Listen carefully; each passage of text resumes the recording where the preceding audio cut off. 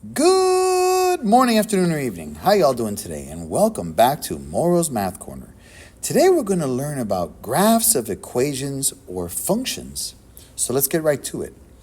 Anytime we're going to graph an equation or function, we're going to be working with what's called a coordinate axis plane, an XY coordinate plane, or a Cartesian plane named after the French mathematician Descartes. So first and foremost, there are two axes. There's an x-axis, which we read horizontally, and it moves from left to right. And these x values on the x-axis are known as the input, the independent variable, or the domain. Then vertically speaking, we're talking about the y-axis. And the y-axis involves all the y values going from bottom to top. It's the vertical axis. And these y values are known as the output, the dependent variable, or the range. Any point on the coordinate axis is known as the ordered pair. And it's ordered because it's in alphabetical order, x, comma, y. Where the x and y axis meet is called the origin. So therefore, the ordered pair or point of the origin is 0, 0, because both the x and y values are 0 where the x and y axis meet. In order to graph any ordered pair, for example, what we have here, 4, 3, we're going to move and start from the origin.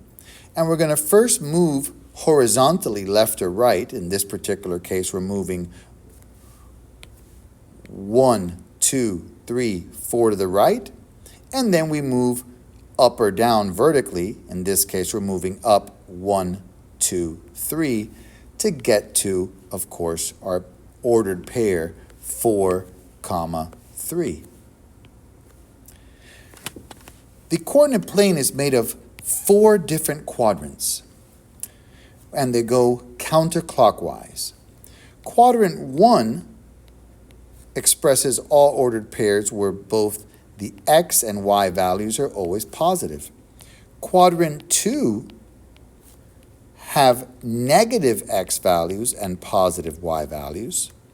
Quadrant 3 has negative x values and negative y values, and quadrant 4 will always have positive x values and negative y values.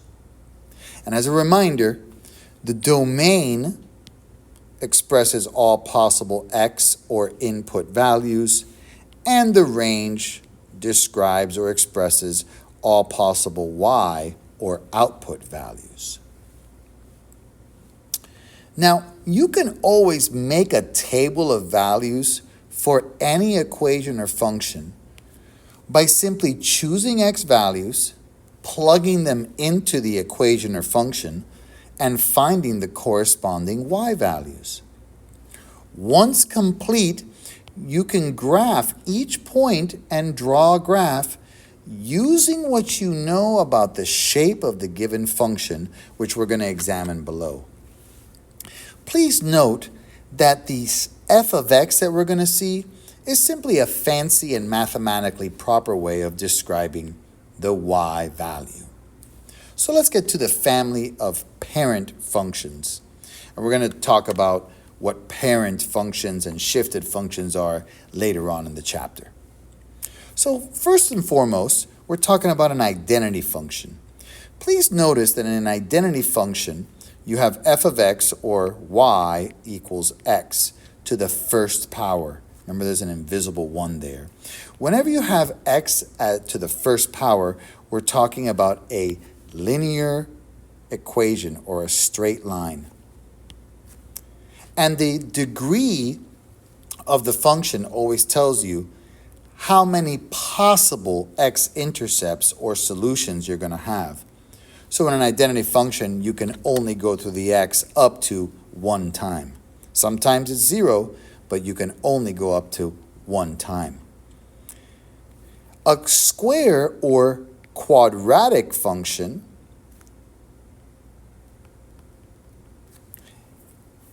gives you a U-shaped graph.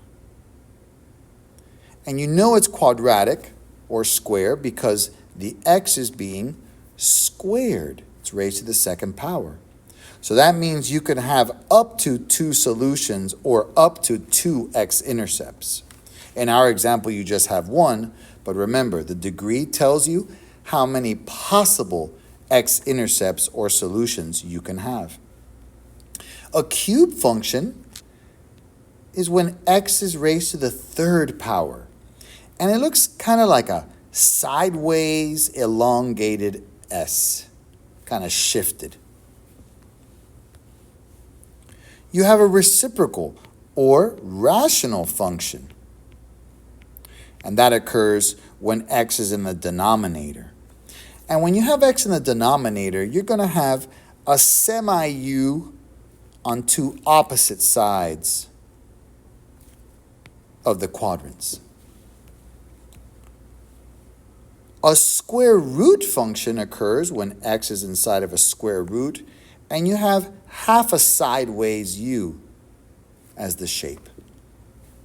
A cube root function occurs when the x is inside of a cube root, and you have an elongated S kind of shape. Now, a linear function, hopefully you remember this from your past, this is f of x or y equals mx plus b, where b is the y-intercept and m is your slope. In this particular case, the b is 3, and my slope is up 1, 2, 3 over 1, 2 to the right. So this would be y equals 3 halves, which is your m or your slope, x plus 3, which is your y-intercept. Since x has a power of 1, this can only have up to 1 solution or x-intercept. A constant function is when you have simply a y equals a number. In this particular example, this is a y equals 3 graph. Whenever you don't have an x involved, it's going through the y-axis and it does not have any x-intercepts. And an absolute value function will always render you a V shape, different than the U shape of a quadratic. Now, in order to graph any equation, you can always make a table, plotting points. And me personally, I like to use the moral 5, which are the easiest numbers, -2, -1, 0, 1, and 2. Please note that if the coefficient of x in any function happens to be a fraction, you do not want to use the moral 5 because it's going to render values that are fractions.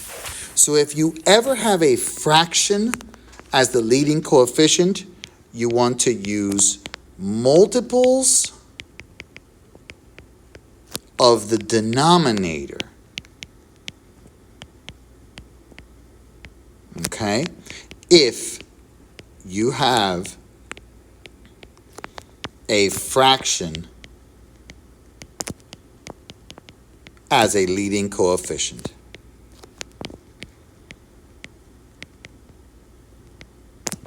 Okay.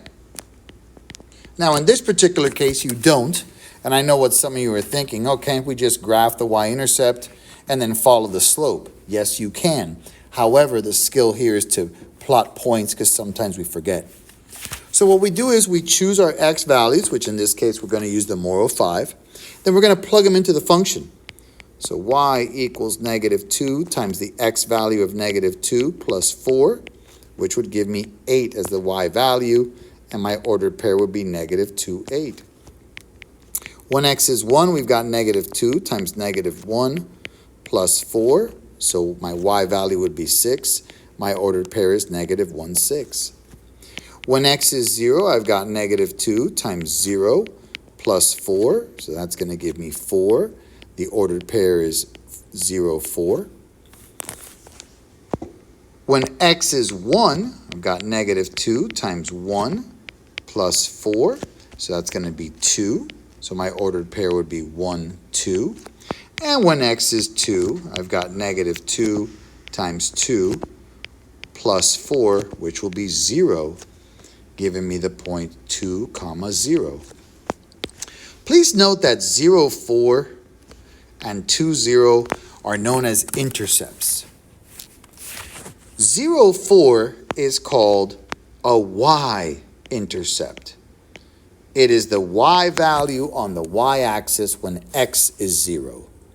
And please note that 2, 0 is called the x-intercept. It is the x value on the x-axis when y is 0.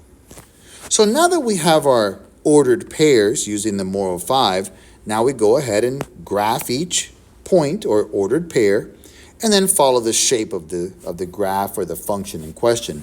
In this case, it's a linear function, so it's going to be a straight line. So I've got negative 2, 8, negative 1, 6, 0, 4, 1, 2, and 2, 0. We go ahead and connect the dots, or points rather, or ordered pairs, and there you have it. Please note once again, this is your y-intercept here, the y value on the y-axis when x is 0, and this right here is your x-intercept, the x value on the x-axis when y is 0. Next, we've got y equals the absolute value of x plus 1. So right off the bat, we know this is going to be a V-shaped graph. I'm going to use my moral 5, negative 2, negative 1, 0, 1, 2. I'm going to plug it in. The absolute value of negative 2, which is 2 plus 1, will give me 3. My ordered pair is negative 2, 3. When x is negative 1, the absolute value of negative 1 is 1 plus 1. My y value is 2, negative 1, 2. When x is 0, the absolute value of 0 is 0 plus 1 equals 1. So my ordered pair is 0, 1.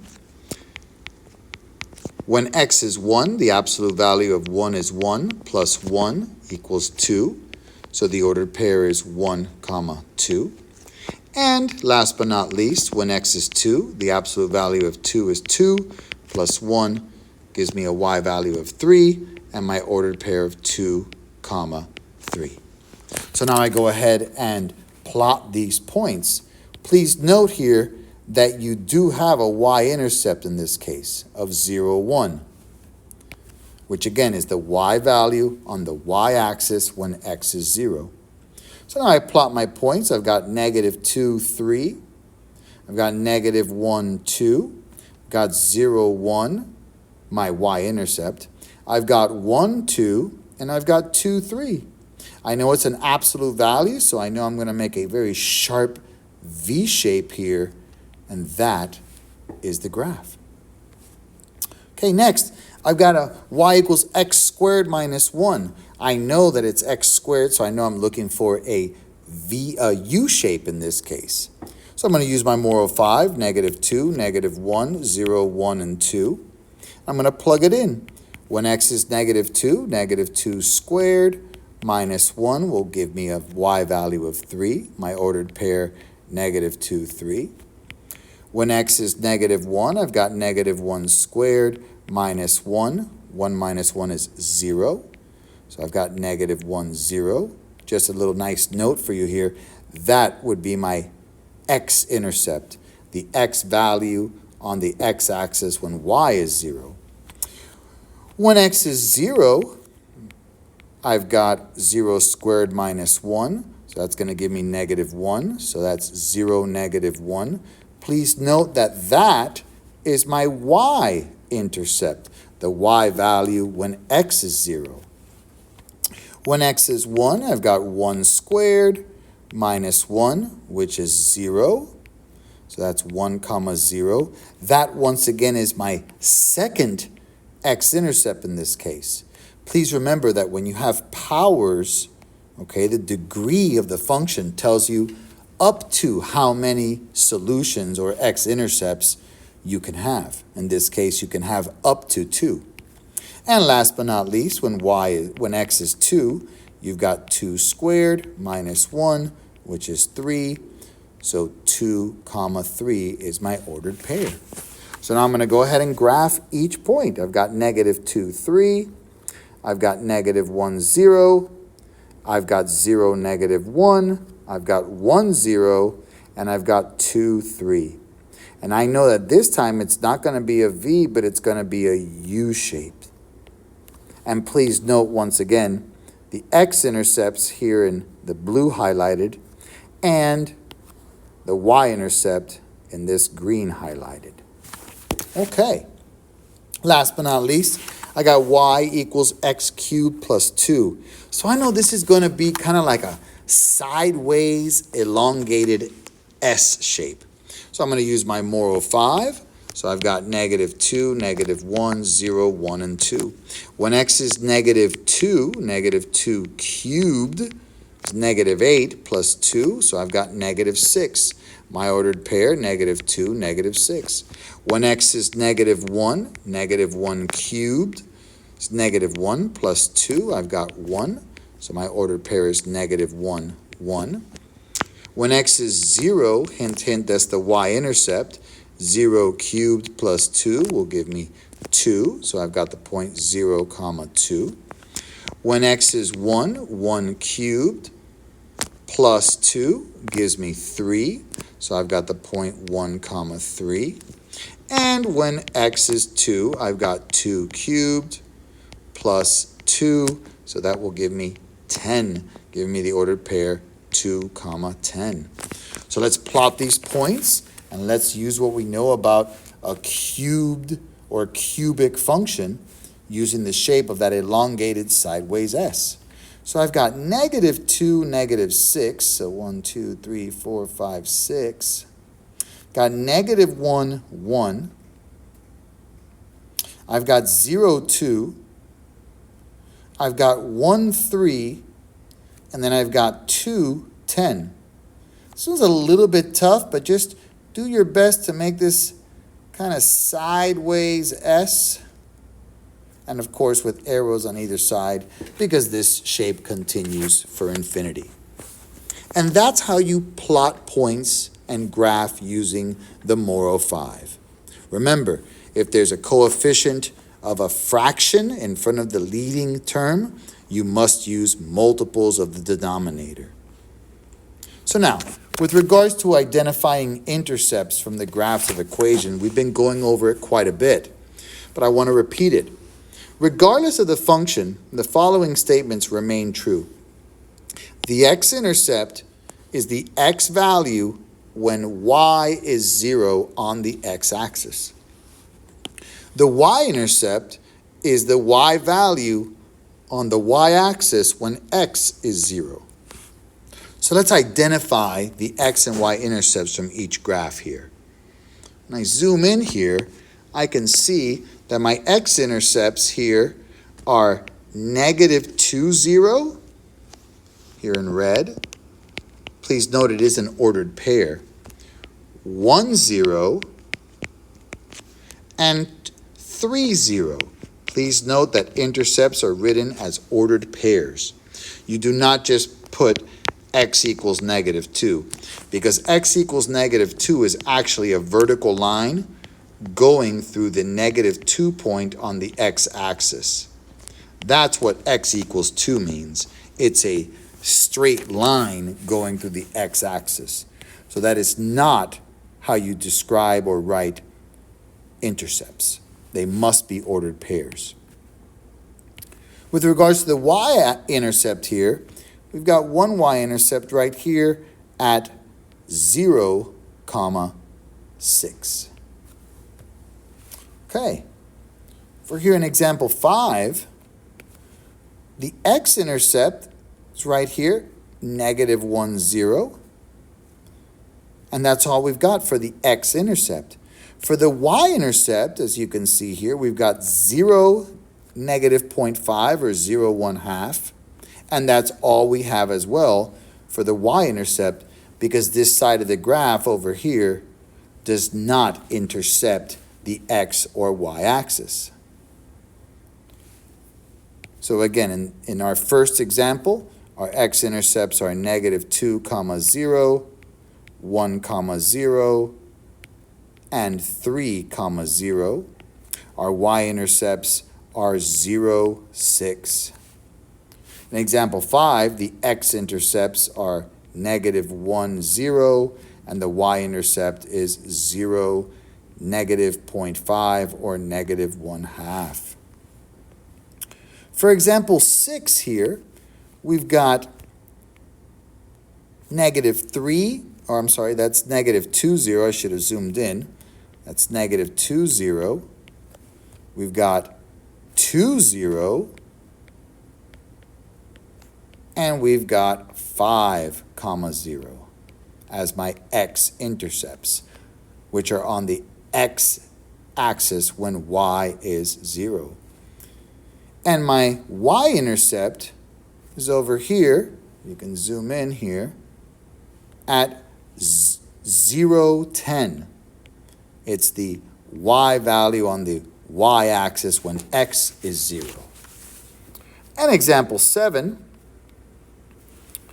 we've got from my x-intercepts -5, 0,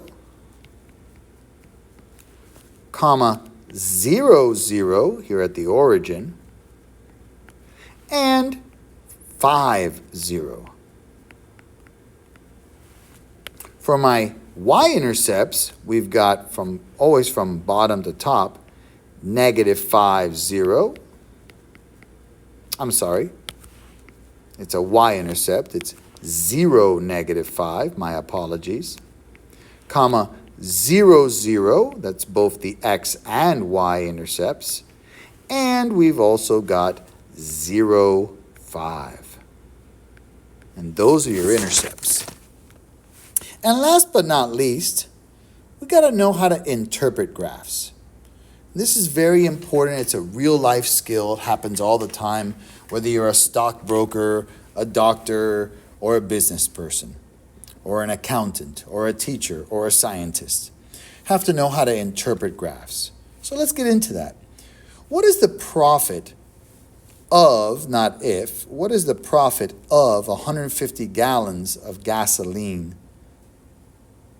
No, I was right. What is the profit if 150 gallons of gasoline are sold? Sorry about that. Well, we're going to go ahead and identify, first of all, where is the 150 gallons? The 150 gallons are over here. And we're going to follow those until we get to a y value here of 200. So if 150 gallons are sold, we get a profit of $200. How many gallons of gasoline are sold when the profit is highest? Well, this point over here is called my maximum. And it's clearly, because they notate it for you, when X is 375 gallons sold, you get the highest profit of $565. So how many gallons of gasoline are sold when profit is highest? 375 gallons. The second question, what is the highest profit? Well, in this case, they've answered it for you once again. The highest profit here when 375 gallons are sold is $565. And then identify and interpret the intercepts. Well, in this particular case, we have a y-intercept of 0, -200. And how I interpret that, $200, by the way, so let me go ahead and properly write that. It's $200. So how I interpret that is when 0 gallons are sold, it's costing the company $200. There's no such thing as negative. That negative just lets you know that it is a loss. Then we have the x-intercept here of 100, 0. That means that when 100 gallons are sold, $0 of profit are made. And then the other x-intercept that we have is 750, 0. That once again means that when 750 gallons are sold, $0 are made. How can that be possible?